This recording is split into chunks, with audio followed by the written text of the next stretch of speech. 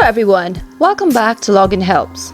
Today, I'm showing you how to log in or sign in to Bigo Live account. Make sure you've created one. Start with going to the app and clicking it open. After that, choose any one way to log in. Make sure to choose the same way you did during the sign up process. If you used your phone number in the sign up process, then you'll need to choose the same option here while signing in as well. Since I chose my phone number option, I'm doing the same.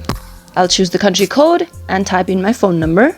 Tap the next button, enter the password, or you can even log in using the verification code.